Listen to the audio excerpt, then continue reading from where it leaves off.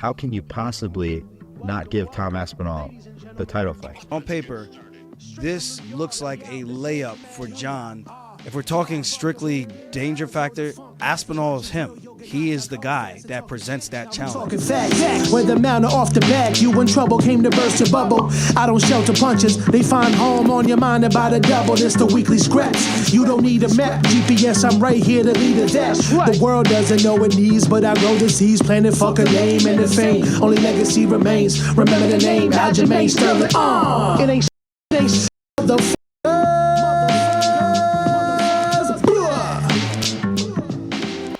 What's up, guys? Welcome back to the weekly scraps. I'm gonna never do that again. That was terrible. Try something new. You know, sometimes it sticks, sometimes it doesn't. I think I'm gonna leave the pod. Yeah, I think I'm gonna head out. I'm gonna head out, bro. Shit, it's Funk Harbor. Do my little SpongeBob. All right. So real quick, man. Shout out Carlos Prates, because that was crazy. Just the precision of that right hand. I think it was the right hand he threw. But whatever it was, it hit him right in the left side of his temple. And he went down, and as he was going down, he like shoved his head into the ground. And I should have got my fight nerd glasses too. But that was... Actually, I'm going to get my fight nerd glasses. Come on, bro. In honor of the Prates, Carlos, CP, in honor of his victory, I am a fight nerd. But, yo, man, they got something going on over there. It's really refreshing to see. They got their own thing, their own spin on stuff, and I like that. And they kind of got like a little movement going on. I don't even want to call it little. I think everyone's kind of behind it now. To get Jon Jones to wear the glasses, Khalil Roundtree, myself, man, it's cool. Ode. Oh, they yeah, did they got some juice. The boys got some juice. They got the aura right now. They really do. Which I think is the only thing you need to be a fighter at this point. What's that? I think that's all you need to win fights at this point is just aura. Because he's drinking Hennessy, he's smoking cigarettes, and he's knocking people out. Like, it doesn't matter what you eat. It doesn't matter what you put in your body. It doesn't matter how hard you train. It's just what team you're on and how much aura you have. And that's all it is. I think there's something to it, man. There's something to the aura. And I don't know, it might be the Marlboros that he's smoking on, but I'm hearing he's smoking on fight day from his circle, and I'm just like, bro, that is just... I saw him fight week. I thought it was his coach, because they got similar tattoos on the neck, and I'm like, yeah, there's no way Carlos Prates is smoking a cigarette like fight week. That's just crazy. No, it was him. It was him. Smoking up on the Lucy's. I was like, oh, man, this is phenomenal. Again, I think it goes back to just your preparation and probably, I guess, the aura and your skills, man. Like, if you're good enough, you're good enough. If he wins the title smoking cigarettes his whole career, he needs a sponsorship. I can't watch this sport anymore. This sport's getting turned upside down. It's really insane. We have rainbow-haired champions and cigarette smoking champions. Crazy. Well, he's not champion yet, but I mean, he's on his way. He's on his way there. You think? He beat Neil Magny. Now he's ranked. Yeah. So I was having this conversation with somebody. I'm not gonna out them, but they were saying they don't think Neil Magny's like a gatekeeper, like a real gatekeeper. I'm like, no, I think Neil Magny's a gatekeeper. And a good one too, because if you could beat Neil Magny, that shows where you're at. And of course, Magny's also coming off the loss from before, where he was just KO'd or TKO'd. So you kind of have to wonder if he had enough time in between. With that said, sometimes I'm like, I don't know people's financial situations and everything going in, why they accept fights. But as a fighter, man, sometimes you have to have the common sense or the humbleness. Oh my God! Bless you. It doesn't even want me to get it out. You know, I feel like the man above is like, nah, we can't let you say this. I feel like you have to have the humbleness within yourself and the self-awareness to go, nah, I think I'm gonna pass on this one. I'm good. I can foresee how this one ends up, and I just don't think I would like to play my role in this movie. I've seen it already. I know how it ends up, but I can think like that, right? But especially the problem being is, like, fans hate that, and the UFC hates that. Do they though? If you Yeah. just come out and say like, yo, like Renato Moicano, not Renato Moicano, Drakkar Klaus, his post-fight speech was, give me the easiest fight for the most amount of money. And I was like, this is the guy. This guy gets it. The easiest fight on the biggest stage for the most amount of money that you could get, because you're guaranteed to go home with both checks. Well, almost guaranteed to go home with both checks, right? So you can't do that forever, but it gets to a point where there's certain matchups where you're like, yeah, I think I'm in over my head, and maybe this isn't going to go my way. So I should probably and respectfully bow out. What do you think's next for Prates? I don't know. I mean, beating Magny. I don't know if Magny was ranked coming into that one, but the guy is red hot right now. I would have to look at 15. The rankings. He was 15, so he entered top 15. Prates. Where does he go from here? I have to look at the rankings and see a fight with who? I don't even know who else is in that division right now. I can imagine him and Sean Brady would be a crazy one. Jack Maddalena would be a fun one too, but Maddalena's so far up the rankings, like for Maddalena to go backwards, I think that would be a little bit of a disservice for Maddalena, where he's staring down the barrel at a potential title shot with another win in the top 5, or someone potentially falling out and getting an opportunity to step up to the plate. So it's a tough one. Maybe Luque? Vicente Luque, if he's still active, then that could be a fun one, I think. He's 14. There's also maybe Jeff Neal. Oh, He's he 10. did ask for Jeff Neal. Jeff Neal's 10. Neal, yeah, he just beat RDA. I know it was a little weird one, but he was looking super sharp and on point. I don't know what happened to RDA's ankle or knee, but he was looking really on point. That would be a fun fight. 2 southpaws. That would be actually, I think that's probably the match to make, the Jeff Neal one. I think that's a good call out. And see where he goes from there. He could get past Jeff Neal. I think he's right there at the top of the division at that point. He'd be top 10, and then he could fight like one more guy. If he wins, he gets a title shot. Yeah. We'll see. But great performance, man. There wasn't much I could say. Neil Magny had a great game plan in trying to grapple him, get him tired. But there was a couple of things he was doing that was off. When he got on that single leg, his hands were down by the crack of the knee, which leaves too much space. So when a guy starts to push your head down or try to cut the corner on you, it makes it that much easier. Where I think when he goes back and look at the tape, he would see if he was higher up in the crotch, he would have had more security of that leg and being able to take him down, or at least control the position longer, so that he can really just wear on him on that grinding style. That's kind of what you have to do to a guy like that who's super explosive. You know, he touches you, you're probably going to go down. But all in all, you know, he did what he could. Maybe it was too much too soon coming back after being finished already. There's a lot of what ifs, but no discrediting to Prates. He looked good. He was sharp. He was on point. Defended everything well. Landed the shots he needed to land, and he put on the finishing touches, man. Like when he pushed him to the ground, he didn't even need to do anything. It was just like, yo, it's done.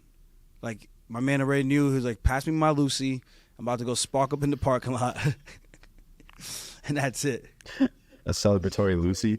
A celebratory Lucy. Not this. I know Lucy hates to see him coming. Yeah. You know what's crazy? Because I know people say, like, oh, you drink, you shouldn't be drinking.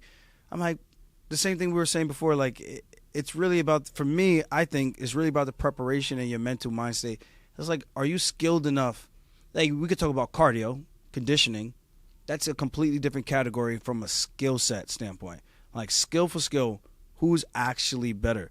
Now, 5 minutes versus 15 minutes, what do you look like in that second and that third round, the fourth and the fifth? That's when all that other stuff starts to play a factor, in my opinion. What's the saying? I think they say round 1 always comes down to who's more skilled. Then round 2 comes down to something else, and then round 3 comes down to just who wants it more. That's really what it is when you break down these fights. And I don't know if we've seen Prates in like a 3-round fight yet.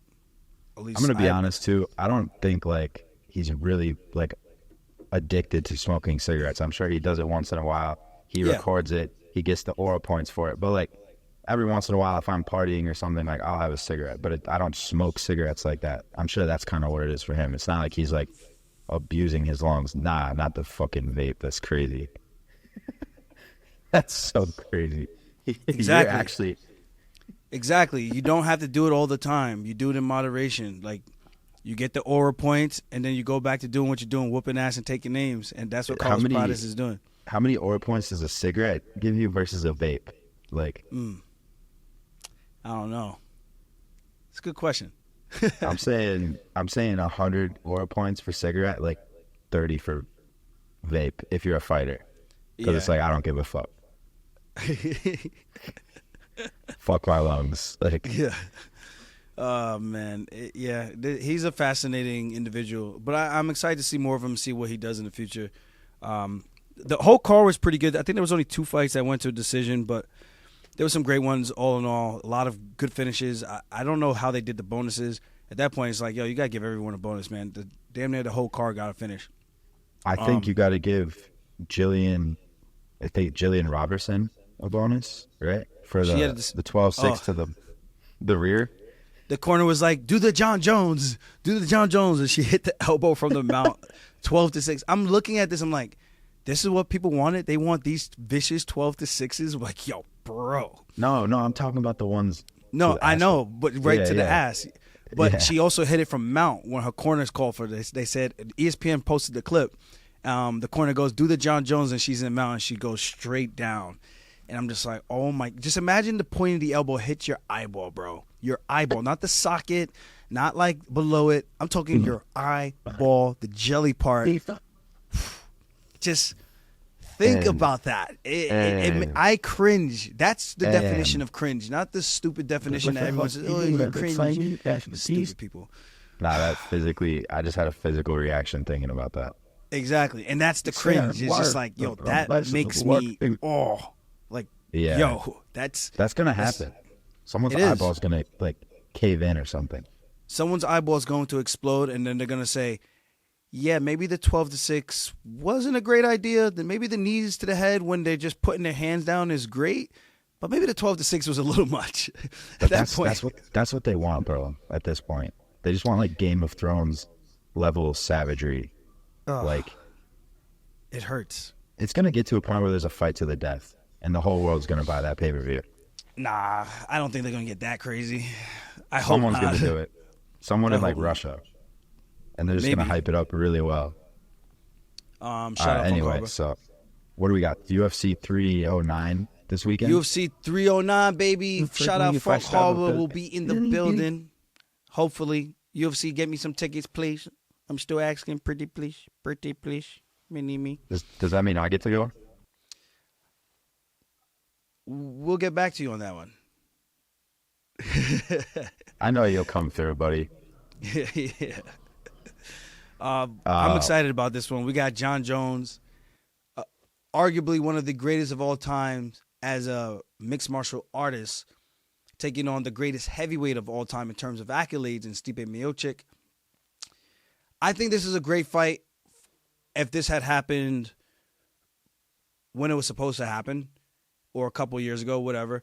At this point, I don't think Stipe's fought in like 3 years. But I'm still excited about it, just because I know who both these guys are, what they both accomplish. And I think the narrative now is that Jon Jones wants to only fight older people and doesn't want to fight the younger people who have the belt, and Tom Aspinall. And he wants to ride off to the sunset because he's ducking. But I think in this position, Stipe is in a spoiler role where he can turn the entire MMA world upside down on his head should he shock the world and beat Jon Jones, which would be crazy to even think about. I don't know. I think it's going to happen. If it does happen, how do you, like, I can only see one way he does it. I don't know how you're seeing it. How do you see it? I think for Stipe to turn the world. If Stipe does it, how does he do it? If I'm Stipe, my game plan is I have to take the fight to Jon Jones. I can't sit there and let him play his long game, pick off his shots where he's oblique kicking, front kicking to the body, switching stances, long jabs, setting up his feints, going to his high kicks. And he typically picks one shot, moves, and he does that so well. He's, in my definition, more of a sniper for the light heavyweight and heavyweight division, where he's one-offing his strikes and just getting out of there, picking you off little by little, and the strikes start to accumulate the damage. Now, if I'm Stipe, I'm like, you can't allow that to happen. You got to go forward, and you got to cut off the ring, and you can't go reckless, right? He's a great boxer, Stipe, but he's got to be able to keep his feet underneath him and keep his center of gravity where he can't let Jon get to his hips or get his hands locked. Because if he gets to his hips and gets his hands locked, he's taking Stipe down, and I'm pretty sure if the fight hits the ground, it will look very reminiscent of Jon Jones versus Suragan. And I don't think anyone or Stipe or his team could dispute that, but I do think his path to victory is he needs to clip Jon, get him hurt, and keep him at bay. But that very first round is going to be very telling, and we saw how quickly Jon shot on Suragan, and how effective he is when he gets there. Once Jon is in the zone, man, he is hard to beat. This is going to be a challenge that Stipe has never faced before. I don't think he's ever had a problem like this to solve. Francis Ngannou's more of a big power puncher, not the most technical guy back then when they fought. So it's a little bit different of a puzzle. You have the guy who could punch your lights out and send your head to the Neptunes, or you got the guy who's super technical. If he takes you down, he's probably going to elbow you to death and then bring back the Jon Jones 12-6 that he got disqualified for against Matt Hamill. That is now legal. How crazy would that be if Jon got him out of there with 12-6 elbows? It'd be vicious. The eyeball. Bro, if Jon Jones has me in a mount position like that and I'm Stipe, I'm rolling to my back. I'm rolling to my stomach instantly because I am not fucking around right there. Hell no. I don't know. So I have like a working theory that, like, I don't think Jon is like the same type of dedicated that he was like on his come up. Like I've heard I've heard other people say this too, and this is what kind of gave me the idea.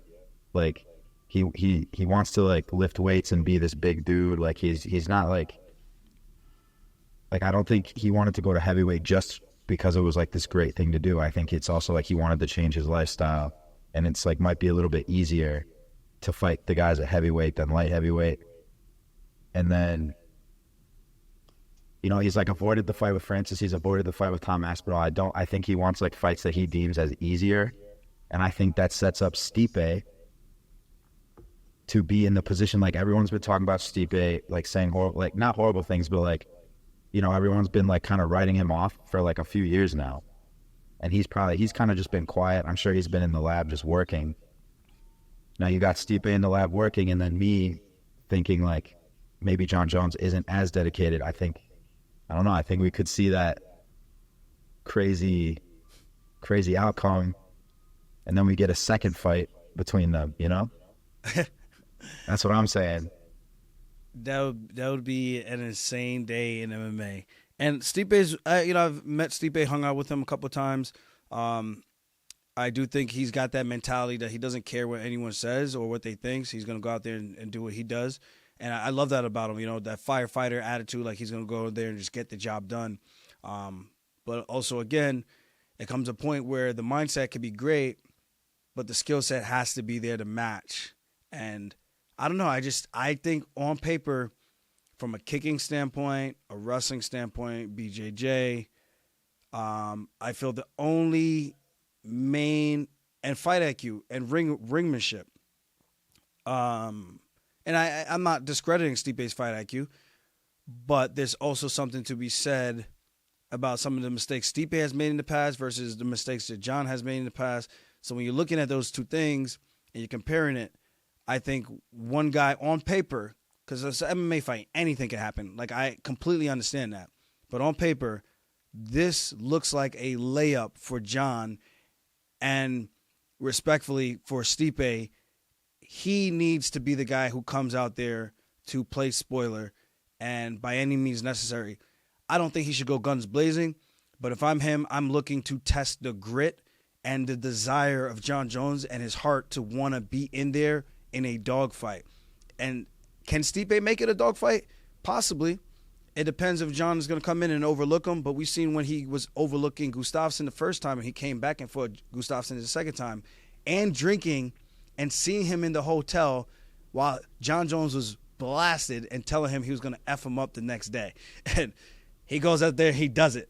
So it's just one of those things. Like, Jon is just one of these athletes that's like a once-in-a-lifetime generational athlete, in my opinion. Yeah. Now, we could talk about the desires and whatnot if he's still training as hard. I would say the competition from a skill set standpoint is definitely more watered down at the heavyweights because they have the ultimate equalizer, which is power. But again, Stipe has the boxing skills, and it's not just regular boxing like MMA boxing. He actually has legit boxing skills and can put together great combinations. But that reach of Jon Jones is going to be very hard for Stipe to get inside of, and he's going to need to cut the cage off. He's going to have to eat some shots, and he's going to need to make the fight ugly without running into something that's going to be devastating. A spinning back elbow, spinning back kick, front kicks to the body, then Jon moves and readjusts. It's a tough fight. Can he get it done? Yes. But he's going to need to be in such a crazy mental space that he's willing to walk through the fire to get to Jon Jones to play spoiler. I find that hard to visualize, but hey, it's MMA. Anything can happen. And again, no disrespect to Stipe. I'm sure they understand all of this. And if they don't understand that, then I don't think they're doing the right homework. And that's the honest truth. And I don't think anyone with a brain for the sport can dispute that. And again, it's not being favoritism between Jon Jones and Stipe. Like, yeah, Jon is my guy. I got started in the sport because of him, so I'm going to have that bias. But I also hung out with Stipe. I know he's a great dude, stand-up guy, firefighter. I was trying to be a firefighter at a point for the FDNY in New York. Yeah. So with that said, it's like I got so much respect for Stipe as well. But if I'm going to be objective here, you have to look at the skill set and what they bring to the table and their performances and see what you're possibly going to get. And we haven't seen much out of the Cyril Gane fight, so we don't really know how well Jon can move at heavyweight. I'm sure he moves well. You see him hitting pads. You see him still doing spinning back kicks and shit like that. But can he keep that threshold for 5 rounds? Can Stipe keep the fight for 5 rounds? Sometime in the past couple of months, I rewatched that fight, or like it was on somewhere, and I was watching that fight, the Jones versus Gane fight. Yeah. And I was like, yo, this guy looked so out of place on the feet. Who? So you're telling Jon, like, he just looked off. Like, he did some weird stuff. I can't remember exactly what. I think he like spun around or something, and it was like really awkward. Like, it wasn't great. Nah. He was just coming said back that himself. Yeah. He was just coming back. He was a little chunky, just coming back, getting his feet wet. And the same thing could be said now for Stipe. It's like they've both been out for an extremely long time, especially Stipe coming into this. Is he going to be as Chris? Is he going to have those nerves? Is he going to have ring rust? There's a lot of factors going into this. And at the end of the day, if I'm Stipe's team, I'm telling him, remember, it's a fucking fight, bro. Go out there and fight him. You know? Like, even if you lose, you know you gave it your all. But if you crumble to the image of who Jon Jones is, and this is for any fighter, if you crumble to the image of who this person is supposed to be, the aura, you already lost.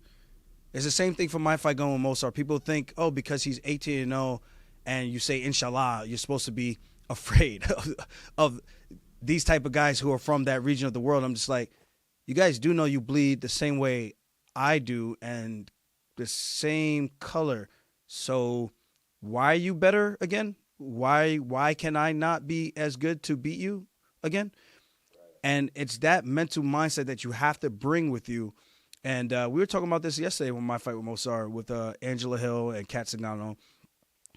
And I think he's going to be in for a very rude awakening because I do think he's underestimating what I'm going to bring to the table.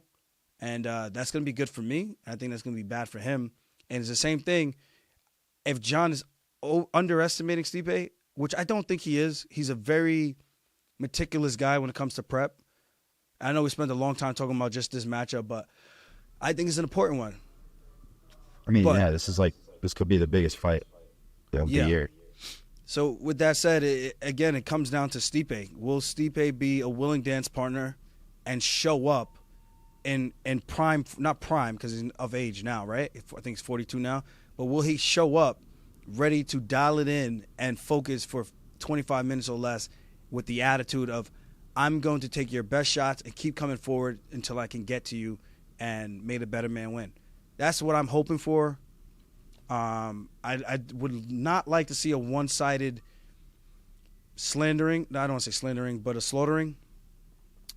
I mean, of course, that's great, but it would just, I think if you see it super one-sided, people are going to go back to their talking points of, you shouldn't have been fighting Stipe to begin with. You should have been fighting Tom Aspinall. But if it's competitive, then it kind of justifies that this matchup should have happened, and then Aspinall now has an opportunity to fight either one of these guys if neither one of them retires, or if Jon doesn't decide to just say, I'm going to fight Alex Pereira instead. So we'll see. So it's a great time for the sport right now. I'm excited about it. I think this is going to be a great matchup for New York. People have been like, somehow people have been like shitting on this year of cards. Because I think we had a few recently that like weren't as good. But like, they can't all be bangers. If you really think about the pay-per-views that we've had in 2024, it's like I think it's one of the best years in recent memory, by far. I agree. Like, and the fights that have come out, like we got the Holloway knockout, we got Ilya, the 2 knockouts he's had. Like now we've got Jones versus Stipe. Like this has been a sick year. So far, so good. I agree with that. I don't think people can be. I think we're spoiled, man. We get something good, and then we once something doesn't live up to that expectations or exceed those previous expectations or previous standards, I should say. I think people would start to write it off and go the other way. Yeah, like I think the first 6 pay-per-views of this year, like delivered, like they were stacked and they delivered on the fights, and I was like, yo, this is the best year ever. And then like we had a couple months where like I think people were disappointed with the way the main event went for Merab's fight, and then like all of a sudden this is like a shit, like the UFC sucks and like the cards suck and they're not stacking fight. I'm just like, yo, shut the fuck up. Like, where they're mad at Leon Edwards because he couldn't do anything, and they're mad at O'Malley because he couldn't do anything. I mean, the facts are the facts, though. It's just like, styles make fights. No matter how you slice it, styles make the fights. So I do think there's something to the Leon Edwards-Bilal fight with it being at such a weird time, but everyone had to fight under those same circumstances. But will everyone always perform at their best? We don't know. We don't know. When you fight in early morning like that, I've never done it. I don't know if I'm going to spar. I mean, I've sparred before at 6 a.m. With Delemy, right? But that's also not the world championship level. So it's a different feel, having to wake up, do your shakeout, and do all these things. That's such an eerie time to be competing on such a – but again, Bilal showed up, right? So you got to do your job. That's just what it comes down to. And it might not always be fair, and I've been subjected to that as well in the past.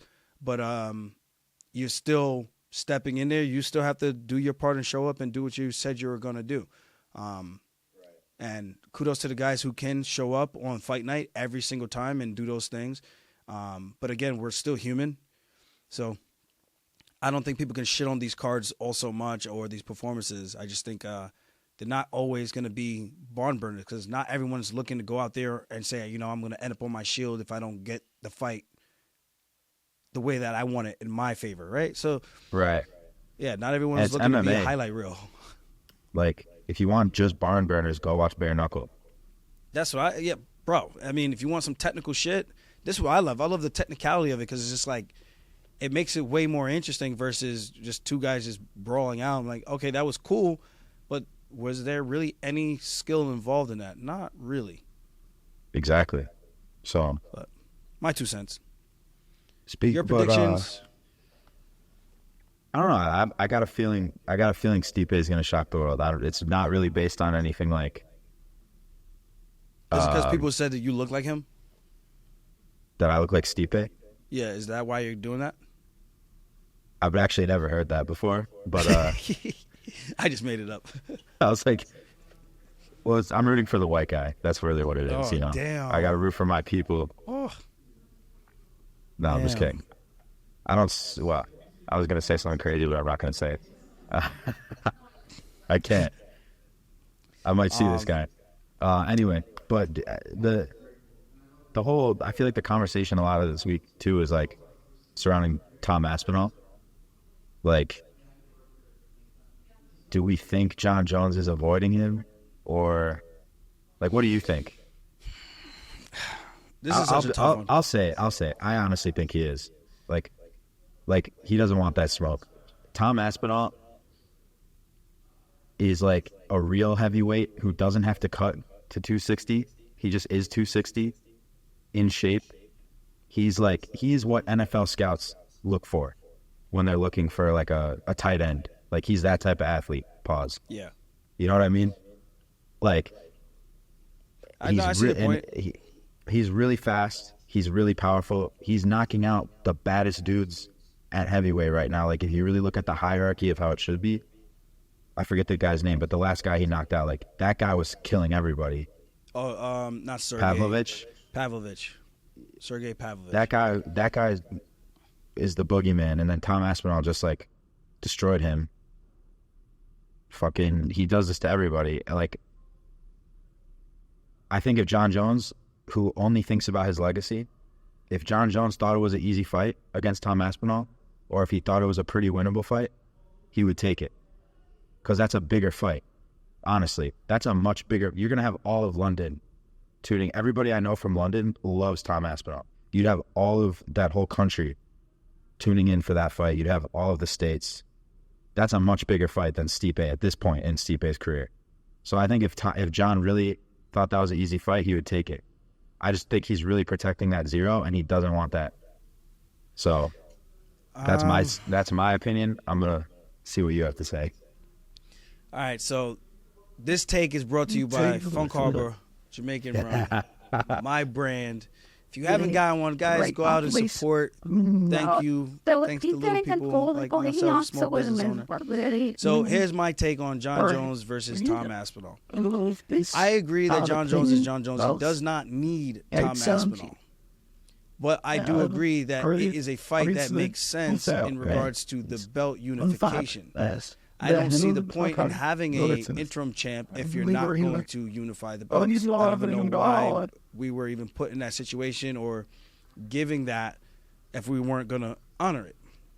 With that said, I can't say Jon is scared. I can't say Jon is ducking Tom Aspinall. I think those type of adjectives to describe that don't even make any sense in regards to what Jon has done, the type of killer's role he's fought.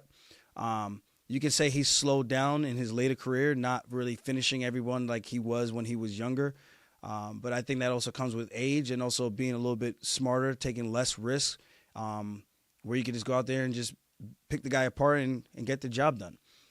So with that said, I would love to see Jon pick him apart. No, I'm saying the guys he has fought, the ones that weren't finishes, he picks them apart, and it goes a little bit closer than it should. I mean, we could look at the Alexander Gustafsson fight. We could look at the Thiago Santos fight. We could look at the Dominic Reyes, the Ovis St. Preux, and even the Anthony Smith. But, you know, he was pretty much in cruise control the entire time with Anthony Smith. But those 4 or 5 fights, you know, I think people kind of look at that and they kind of say he's not the same guy that he used to be.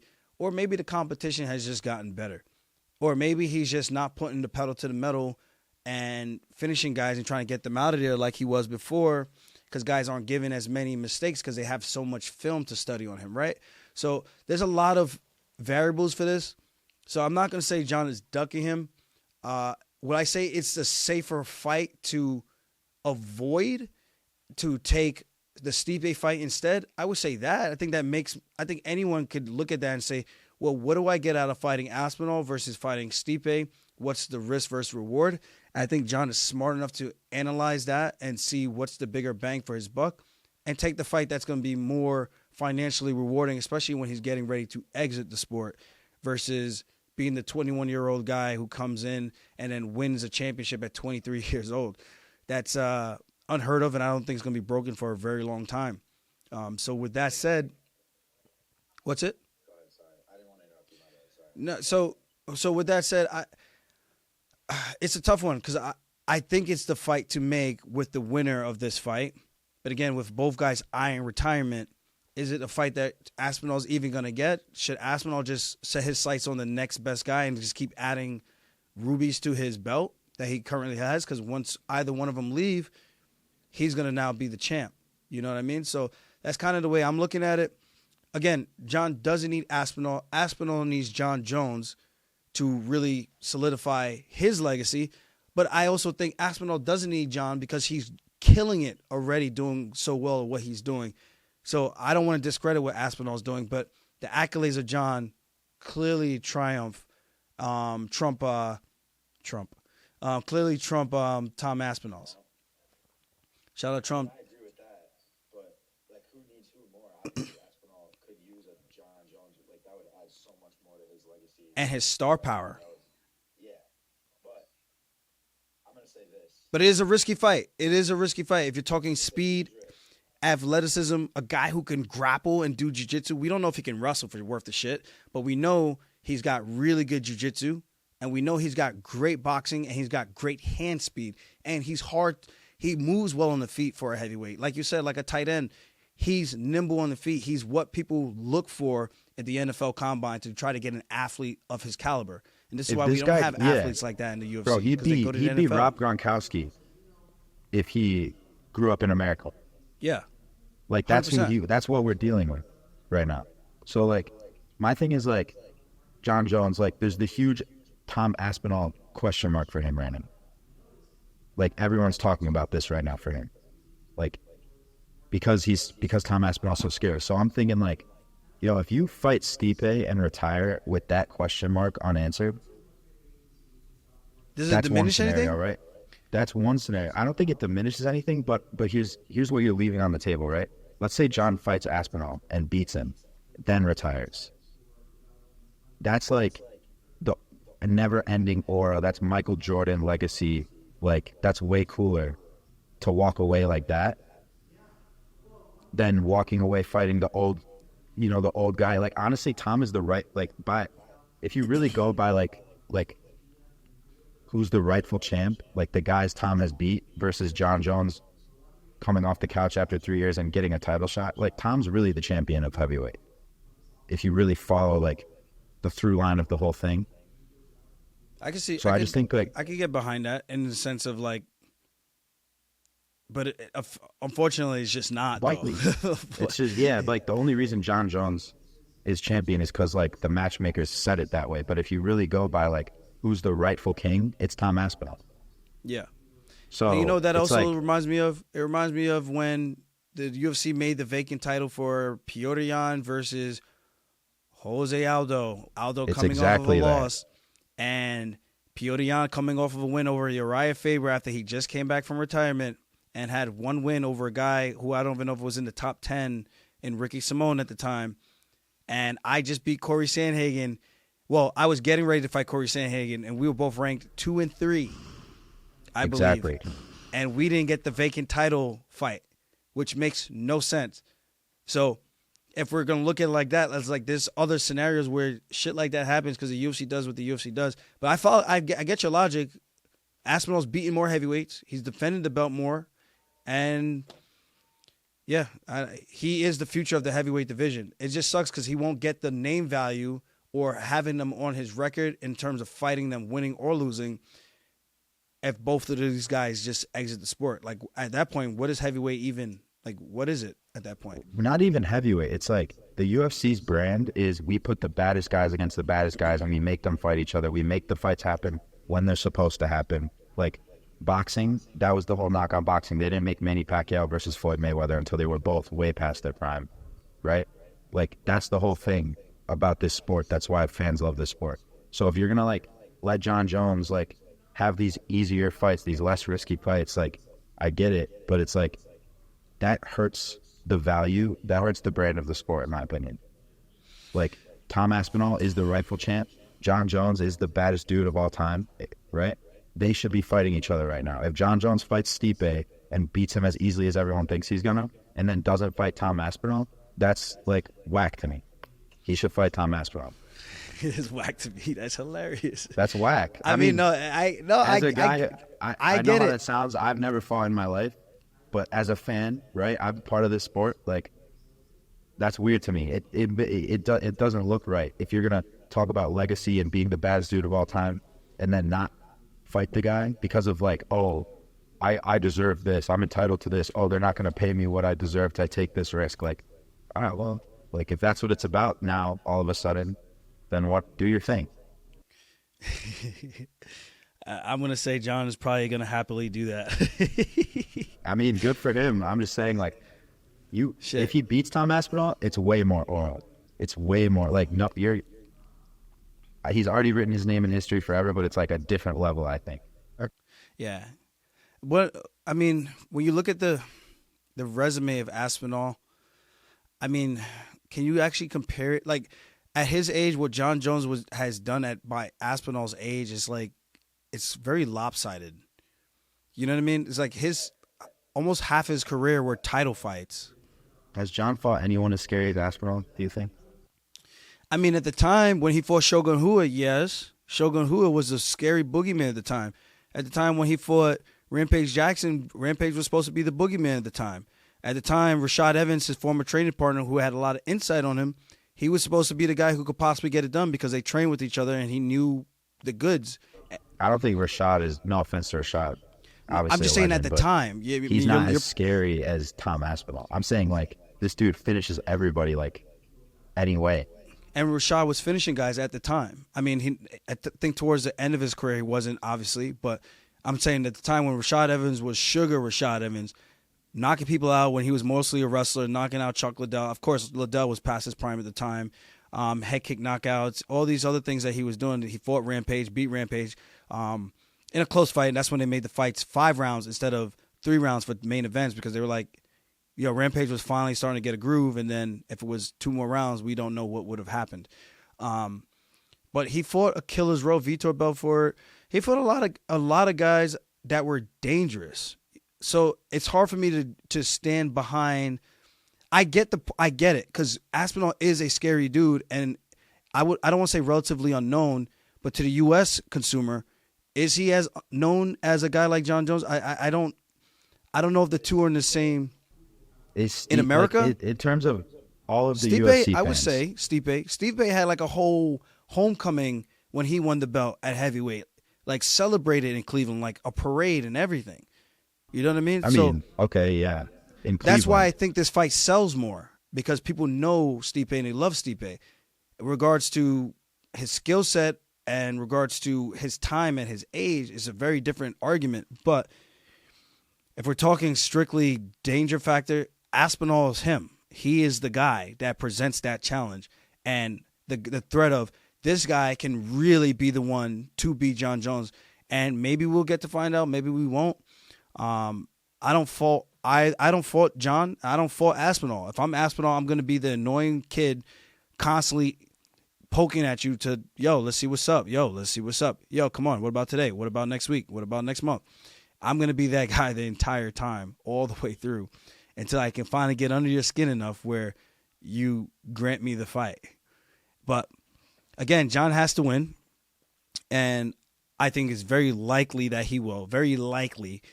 And with that said, I don't know. I mean, the Pereira fight is a crazy fight because you get an opportunity for a guy to become a 3-weight divisional champion. Yeah, he did say, like, I would most likely give Pereira the next fight.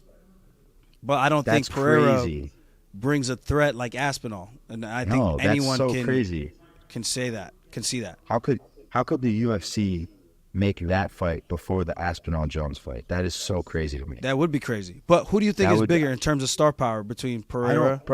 Obviously and Pereira. Aspinall. I don't care though. Like that's okay. I don't care. Like, nah, I feel. Is that all this is about now? It's about money. I mean, shit, bro. That's why I took the O'Malley fight and I got egg all over my face after realizing, like, so I didn't get to promote my run, and I took a fight not being ready to fight, and it didn't go my way, and I didn't get paid what I thought I was going to get paid on fighting the curly head kid. Well, obviously, Jones versus Pereira might make more money the night of that fight, but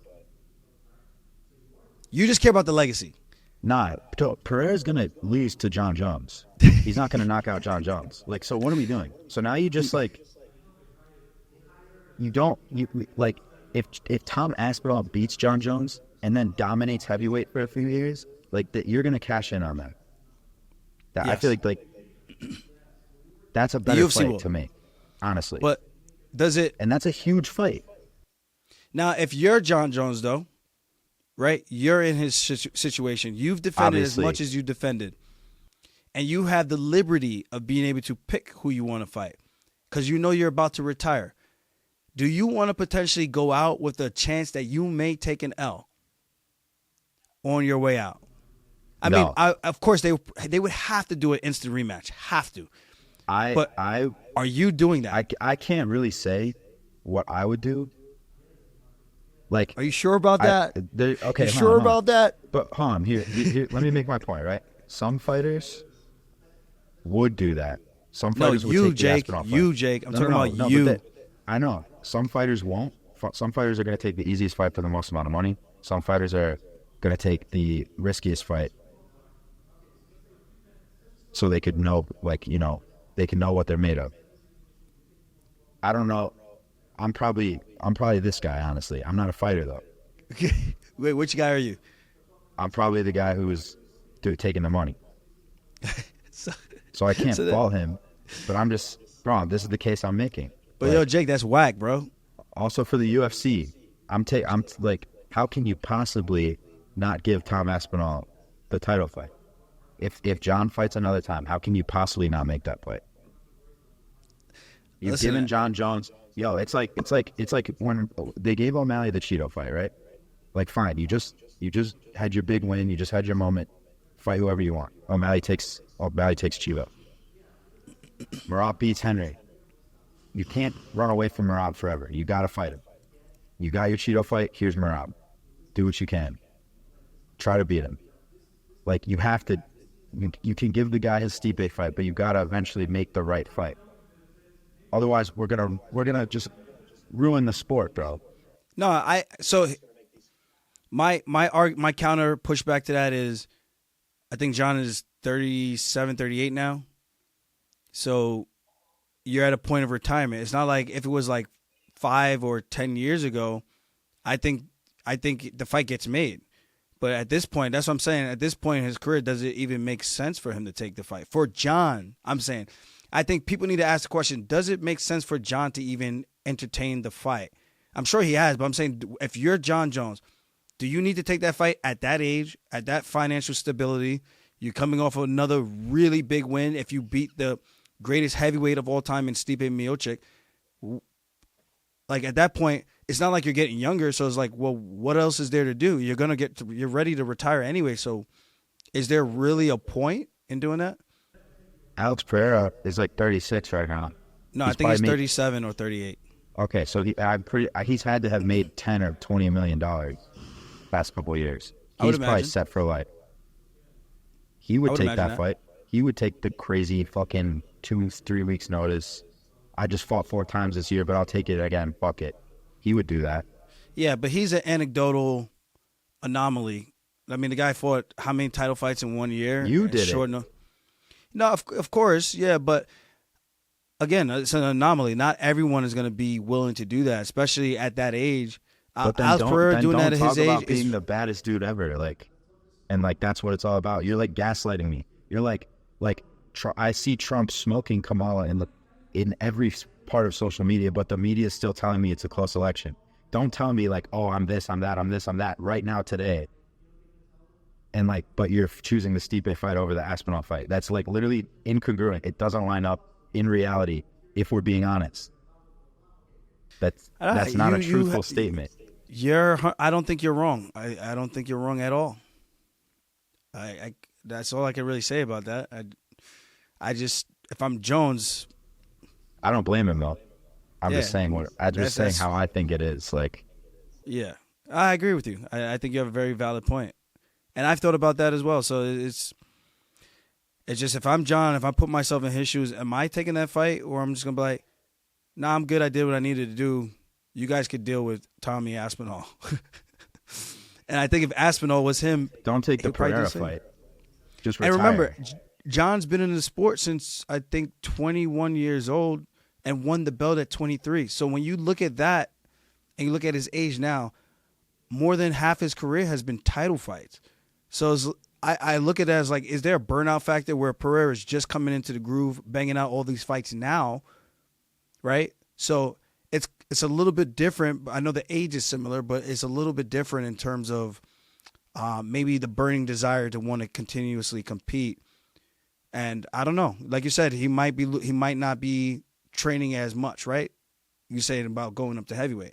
So it's really hard to say. Yeah. I mean, I don't know. I feel like we've exhausted this whole topic now. Yeah. No, I don't know if anything's I don't gonna think come we of could this. resolve it between us, but I'm here for it if it happens, and I get it if it doesn't happen. That's really all I can say. Charles Oliveira and Chandler are also fighting on this card. We got the rematch, Charles do Bronx taking on Michael Chandler. Now, for me, Michael Chandler hasn't fought in God knows how long at this point, waiting for the Conor McGregor fight. Did not happen. Oliveira has been a little bit more active. A lot more active, I should say. Will this be very reminiscent of the first fight? Will Chandler catch him early, Oliveira recover, or will Chandler catch him early and then keep the finishing pace on him and actually get him out of there this time? Chandler is one of the most talented guys at that weight. Sometimes I do have to wonder about the fight IQ decisions that he makes in real time. I think he has the goods to win. I just, for some reason, I feel like Oliveira might weather the storm again and make it 2-0 against Michael Chandler. I don't know. I could be completely wrong, but I just feel Oliveira has more ways to win and is a little bit more technical, where Chandler is just more explosive. Yeah, dangerous, but more explosive, where Oliveira is durable, has great BJJ, and he actually uses his wrestling, his body lock takedowns, and I think that could be the difference. And the striking, I think he's a little bit more polished on the feet. But again, Chandler's explosiveness, if he connects and cracks him, the fight could be as good as over. I mean, he was this close to knocking him out in that first fight. Yeah, so I don't know. I feel like the time off probably helped Chandler. I mean, he was preparing for a fight. He was preparing for the biggest fight of what would have been the biggest fight of last year and the biggest fight of his career by far for a long time. I'm sure. So I'm sure he's gotten better. He's also given his brain a lot of time to heal. I'm kind of leaning toward Chandler in this one. Unless he was sparring the whole time and getting his brain punched the whole time. So those are the things that we don't know. That's fair. It's a fair point. But hopefully he did give his head some time to heal. Oliveira as well. I know Oliveira and those guys at Shootbox, they spar hard. So it's very we don't know. We just know what we know, and I think just from a skill set standpoint, I think Oliveira on paper is better to win. But Chandler has the goods to win. It's just, can he actually put it all together on fight night and keep together his game plan? I mean, the guy was losing to Tony Ferguson before he wasn't. You know what I mean? So it's like, from a skill set standpoint, he has the X factor with the power, but from a skill set standpoint, again, I don't know. I hope he made some improvements in those areas. Yeah, just like, can he be disciplined, basically? Yes. And not just like lose himself in the moment. 100%. If he could do that every time he fought, he'd probably be champion right now. I don't have no doubts that he would be champ right now. No doubts. Yeah, but it's just there's like little errors he makes.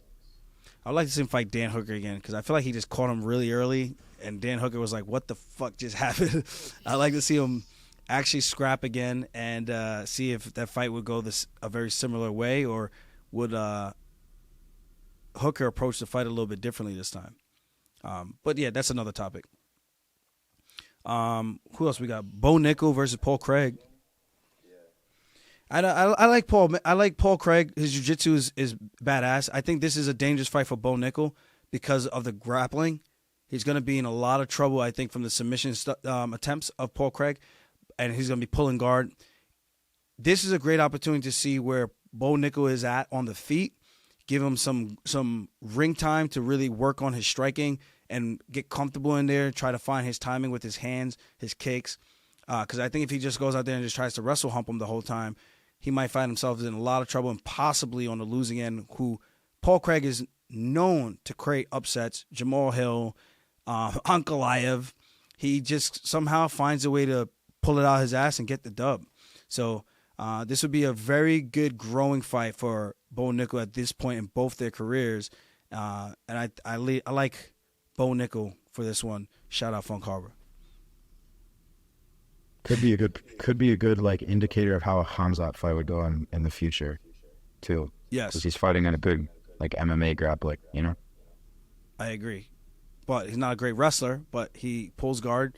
He will roll between your legs and do all kinds of crazy shit to get the fight, keep the fight on the ground. So it's going to be a very telling one. Interesting. Yeah, I'm not too familiar with Paul Craig's game, so I don't really have a prediction. Mostly jiu-jitsu. He's very slow on the feet, and his reaction time, like when guys throw punches at him, he doesn't seem like he sees it in time, and he reacts very delayed, where he just gets hit, or if he sees it, like he almost reacts after the fake comes, and he's like, it's like latency on it. It's super weird.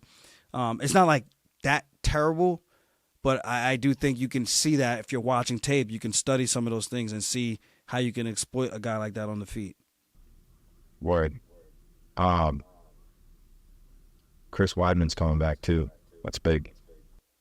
I'm literally coming back to New York just to really watch this Chris's fight, because it might be his last fight. I don't know. I don't know what he's thinking, depending on how the fight goes. I know Chris loves to compete, and I think he's one of those guys, as he's getting older, he wants to compete more, just because of the almost the FOMO. That's how I feel. Like, I want to compete more because of the FOMO. It's like, I'm older now. It's a young man's game. When I'm out, and I can't do this ever again. So in case it's his last swan song, I want to make sure I'm there. And I'm not saying because it's going to be a tough fight. I just think in the sense of where he's at, his age, all the surgeries. It's in New York. It just seems like the setting is right. And depending on how the fight goes, it could be the last one. And I would love to be there to share the moment with him for all the years that we've had together as a team. Even after he's moved away, we still keep in contact. So it'd just be great. Just that New York, Long Island love for each other, especially him growing up in Baldwin, me growing up in Uniondale. We're neighbors, man. I grew up in Roosevelt, Baldwin, and Roosevelt then moved to Uniondale, and he grew up in Baldwin. So, we're neighbors. So, just all that. That's for me. So, good luck to Weidman. Eric Anders is a great dude, man. Really cool dude.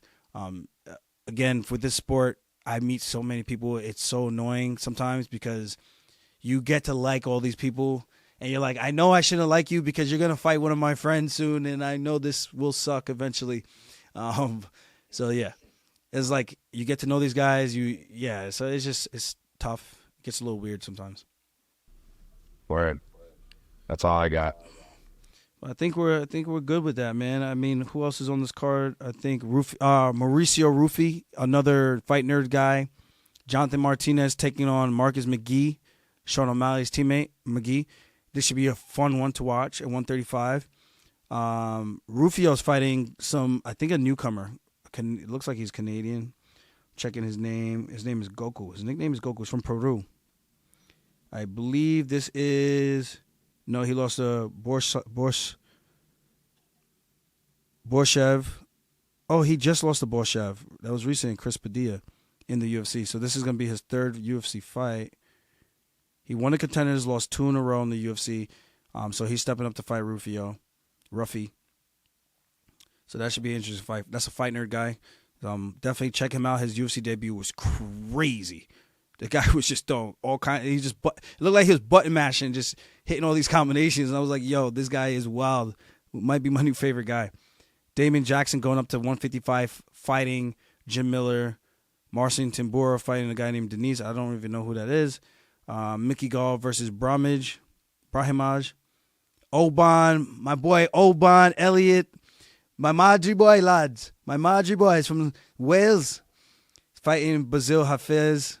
Hafez is a great dude too, man. It's like I end up meeting all these guys. I end up liking all of them. Then they end up fighting each other. I'm like, I don't want to be rooting for him publicly, and then it's like, damn, I thought we were cool, man. It's super weird. Even like the Neil Magny thing, right? Like, I was pretty chill with Neil Magny, and then when I had to fight Sandhagen, I felt like the energy shifted because I'm fighting his boy, fighting his teammate, Corey Sandhagen.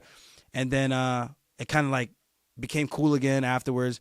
And then obviously I'm sitting next to Caio Barajo. They're the Fight Nerds team. And I'm just seeing Neil Magny during fight. We get the PI. We were talking a little bit, not like too much, but talking a little bit. We were training around the same time. He was doing his thing. I was doing my thing on the side.